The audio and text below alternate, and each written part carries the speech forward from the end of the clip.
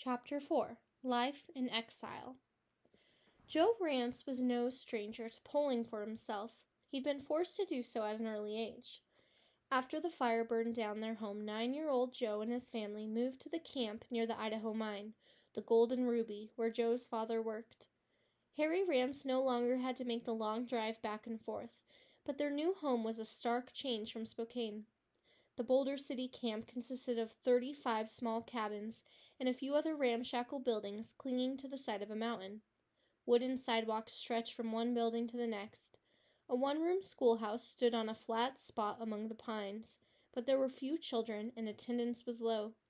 A rutted dirt wagon road plunged from the schoolhouse down the mountainside, cutting back and forth to the base before spilling onto a bridge across the Kootenai River. To Thula, it was a dismal place, but to young Joe, Boulder City was a wonderland. When his father operated the mine's huge steam shovel, Joe could perch happily on the rear end of the machine and ride it as it swung around in circles, almost like the carousel back in Spokane. His father built him a go-kart, and Joe dragged it up the steep roads to the top of the mountain. He pointed the cart downhill, climbed in, and released the brake.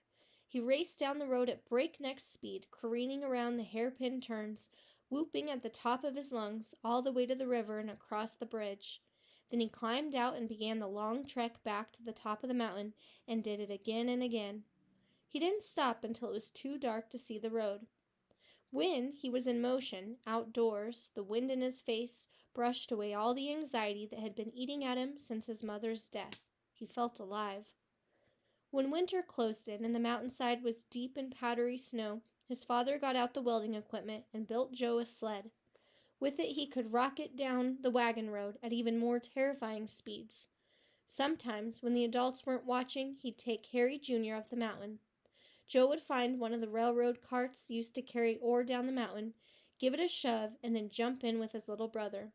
The two boys would rattle down the tracks at terrifying speeds, with Harry Jr. in front, shrieking in delight. When he wasn't hurtling down the mountain, Joe helped out at the mill, attended the one-room school above the camp, explored the woods, and climbed among the 6,400-foot-tall mountains in the national park nearby. He swam in the river and hunted for deer antlers and other treasures in the woods. At home, on a small plot of ground inside the picket fence surrounding his family's cabin, he tended his very own vegetable garden.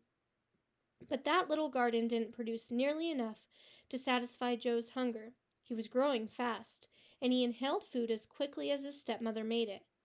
Thula worried constantly that her own boys, Harry Jr. and Mike, wouldn't get enough to eat, and the household wasn't getting any smaller. Thula was pregnant again, with her third child, and she was miserable living in that tiny cabin on the mountainside. She was beautiful, educated, and artistic. When she was young, growing up on a farm, she had been determined to seek a finer life when she left home. Now she was stuck in Boulder City. It was unbearably hot and dusty in the summer, wet and muddy in the spring and fall. Winter brought the worst of it. Come December, bitterly cold air from Canada made its way through every crack and crevice in the walls of her flimsy cabin. It sliced through whatever layers of clothing she put on. She had hoped to become a concert violinist, but her beloved violin mostly sat on a shelf these days. Her hands were so cracked and sore from the cold, dry Idaho air that she could hardly hold the bow. She was still saddled with a screaming infant, a bored and complaining toddler, and a stepson who seemed to think of nothing but eating. It did not help that to pass the time Joe sat in the cabin and plucked incessantly at a ukulele, singing and whistling the corny songs that he and his father seemed to enjoy. One warm summer afternoon, her tension and frustration finally boiled over. She was in the kitchen shoving pans around the stovetop angrily, while Joe was outside, down on his hands and knees, working in his vegetable garden. That little garden plot was a sanctuary for him. He was in charge of it, not Thula, and it was a source of enormous pride. When he could bring a fresh basket of tomatoes or an armful of sweet corn into the cabin, and then see them on the dinner table that night, he felt that he was contributing. He felt he was helping Thula, maybe making up for whatever he might have done lately to annoy her. That afternoon, as Joe was working his way down, row after row pulling weeds, He turned around to find his 18-month-old brother following him. Mike was imitating Joe, only he wasn't pulling weeds. He was plucking half-grown carrots out of the ground. Joe turned and bellowed at him in rage. Mike unleashed a long, wailing scream. A moment later, Thula ran down the steps, red-faced and seething. She snatched Mike up from the ground, whisked him into the cabin, and slammed the door behind her. When Joe's father came home from work later that evening, Thula was waiting for him in the doorway. She demanded that he take Joe out back and whip him with a belt, but Harley merely took him upstairs and gave him a good talking to instead. Thula exploded. She declared that she would not live under the same roof as Joe, that Harry must choose between him and her. She said Joe would have to move out if she were to stay in such a God-forsaken place. Joe was only 10 years old.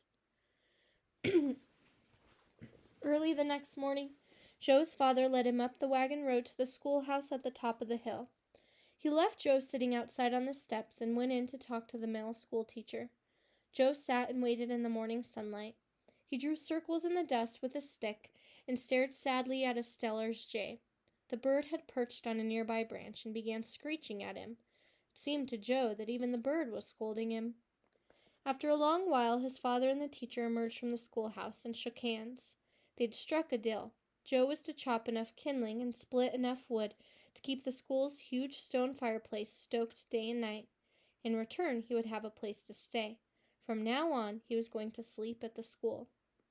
So began Joe's life in exile. His stepmother would no longer feed him, so every day he trudged down the wagon road to the miners' cookhouse for breakfast and dinner. The meals weren't free. Joe worked for the company cook, Mother Cleveland. He carried heavy trays of steaming food from the cookhouse to the dining hall next door, where workers in dirty coveralls sat at long tables covered with white butcher paper.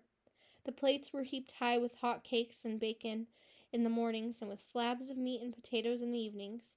The men talked loudly and ate ravenously. As they finished their meals, Joe hauled their dirty dishes back to the cookhouse.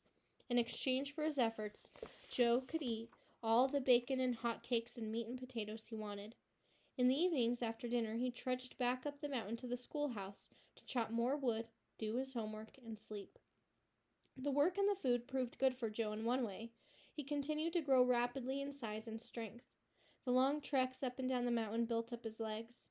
Swinging the axe at the schoolhouse sculpted his arms and shoulders. He ate all he could at the cookhouse, yet he still always seemed to be hungry for more. Food was never far from his thoughts. When the schoolteacher taught him how to find edible mushrooms out in the woods, Joe was thrilled at the notion that he could find food that others might walk by without even noticing. Still, his world had again grown dark, narrow, and lonely. There were no boys his age in the camp. His best friends had been his father and Harry Jr. Now, living alone, he pined for the times when the three of them sneaked out behind the cabin to toss a ball around among the pine trees, or to roughhouse in the dust. He missed how they used to pound out their favorite songs on the piano when his stepmother wasn't around. He missed the times he spent alone with his father, playing cards or tinkering with their big Franklin touring car. Most of all, he missed the times he and his father would sit out at night on the cabin's porch and stare up into the astonishing swirls of stars shimmering in the black Idaho sky. They'd sit there, together, saying little, mostly just being together, breathing in the cold air, waiting for a falling star to wish upon. Sometimes his father would whisper, "Keep your eyes peeled. The only time you can't see one is when you stop watching." Sitting on the schoolhouse steps alone at night and watching the sky just didn't seem the same.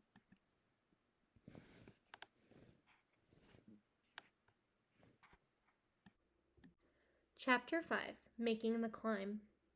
After the first meeting at the Washington Shell House, the real practices began. Every day after classes, Joe made the long trek down to the lake. He donned his jersey and shorts. He weighed in, like all the boys, so the coaches could make sure they weren't gaining too many extra pounds or training so hard that they lost too much weight. Each shell held 8 rowers, along with a coxswain, a smaller boy who'd direct their pace and steer the boat. At every practice, the boys were split into training crews, so Joe checked a chalkboard to see which group he was assigned to for the day. Then he joined the others on the wooden ramp in front of the shell house to hear what freshman coach Bowles had to say. Tom Bowles was slim and young, with a bland, pleasant face. He was a former rower himself, and thanks to his habit of wearing wire-rimmed glasses, some sports writers had nicknamed him the Professor. The name was appropriate, since he had to do as much teaching as coaching with these newcomers. In those first few weeks, Bowles began each session with a talk. He changed his topic each day, but Joe had begun to notice two common themes. First, the boys heard time and again that rowing was difficult, almost beyond imagining. In the months ahead, Bowles said their bodies and moral characters would be tested. Only those who possessed near superhuman physical endurance and mental toughness would prove good enough to wear a W on their chests. By Christmas break, most of them would have given up. Bowles said perhaps for something less demanding, like football. But it would not be all pain and difficulty. Bowles also spoke of life-transforming experiences. He said the boys had a chance to become part of something larger than themselves.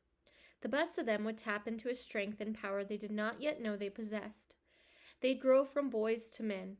At times, Bowles dropped his voice a bit and talked of near-mythical moments on the water, moments they would remember, cherish, and recount to their grandchildren when they were old men, moments, even, that would bring them nearer to God.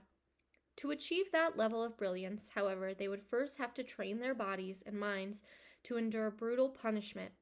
The major muscles in their arms, legs, and backs had to be strong enough to propel the boat forward through the water against the wind. At the same time, the smaller muscles in their necks, hands, wrists, and even feet would have to fine-tune their movements, adjusting their balance, controlling the oar, and ensuring that each motion was in tune with the 7 other rowers in the boat. They'd risk injuries to their shoulders, knees, backs, and more. Their palms would blister and bleed from pulling those long oars until their hands developed tough calluses. And all that was merely what they could expect in practice. The competitive races would be the most brutal of all. There were no chances to cool off or drink water during a crew race. There were no timeouts. Their bodies would burn energy at a furious rate, a rate unlike that in almost any other sport. A single 2,000-meter race was just as exhausting as playing 2 basketball games back-to-back. Yet, all that effort would be packed into only 6 minutes. There was no question of whether they would hurt or how much, Bowles said. The question was what they would do and how well they would do it when that pain struck. During those first days, as the boys listened to Coach Bowles, they occasionally noticed a figure standing in the background. He was tall, in his early 40s, and he wore horn-rimmed glasses. He spoke with a crisp British accent, and his hair was dark and wavy, long on top, but cropped high around the sides and back, so that he seemed to be wearing a bowl atop his head. Many of the boys knew that he built racing shells in the loft upstairs, for Washington, and also for rowing teams across the country. Typically, he wore a carpenter's apron covered with red sawdust and curls of wood shavings. In time, they would find out that he was far more than a builder of boats. In fact, the heart and soul of much of what Coach Bowles was saying, the talk of those mystical moments on the water, had come from that mysterious figure in a carpenter's room. But the boys didn't have much time to wonder about the man. Once Coach Bowles finished talking each day, they wrestled the long, white-bladed oars from their racks, carried them down to the water, and prepared to row. They were not remotely ready to step into a delicate 62-foot-long racing shell. They would have capsized it and ended up in the lake. Instead, they waited turns to board the school's training barge, Old Nero. The vessel was wide and flat-bottomed, with a long walkway running down the middle, and 8 seats for novice oarsmen on either side. All the rowers faced the back of the boat and sat on small seats that slid back and forth along greased runners. Since 1907, hundreds of hopeful freshmen at the University of Washington had learned the basics of rowing in that old barge. Now it was Joe's turn. As Joe and the boys flailed at their oars, Bowles and Ulbrichtson strode up and down the walkway in their gray flannel suits and fedora hats. For now, Ulbrichtson, the head of the rowing program, was just there to watch and look for potential talent for his Olympic dreams. He hardly said a word, but Coach Bowles barked at them continuously. He corrected the way they gripped the oars. He urged them to straighten their backs, to bend their knees, to straighten their legs. One moment he'd tell them to pull harder, the next he'd order them to ease up. It was bewildering and backbreaking. Training in Old Nero was not meant to be fun. The coaches used the heavy barge partly as a way to drive out the boys who lacked the toughness for crew. The boys strained and heaved and gasped for breath, but for all their efforts, old Nero hardly moved through the ruffled waters of the lake. As they tried to absorb the lessons, they lived in constant fear of making any of the many mistakes Coach Bowles kept pointing out to them. One was particularly frightening. If the blade of the oar entered the water too deeply, at the wrong angle, or out of time with the others and their crew, or if it remained in the water too long, the oar would suddenly become stuck. This was known as catching a crab.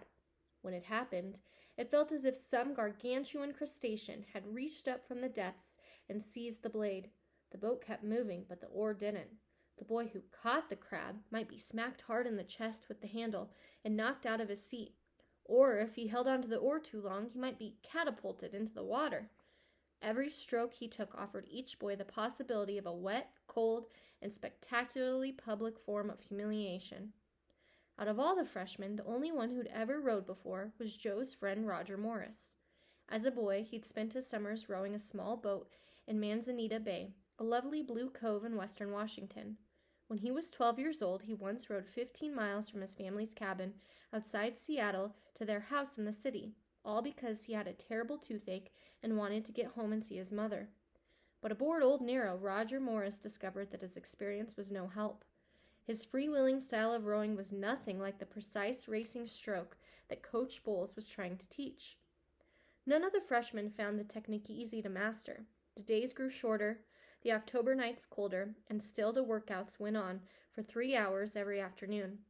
By the time the boys came in off the water, their hands were blistered and bleeding. Their arms and legs throbbed. Their backs ached, and they were soaked with a mixture of sweat and lake water. They racked their oars, hung their rowing clothes up to dry, dressed, and began the long walk up the hill to campus. Each evening, Joe noticed that fewer boys were making that climb, and he noted something else. The first boys to drop out were the ones with the fancy clothes and polished shoes. As Joe made his way to the shell house every afternoon, he saw more and more of those same boys lounging on the grass in front of the library. The herding was taking its toll, and that was just fine with Joe. Herding was nothing new to him.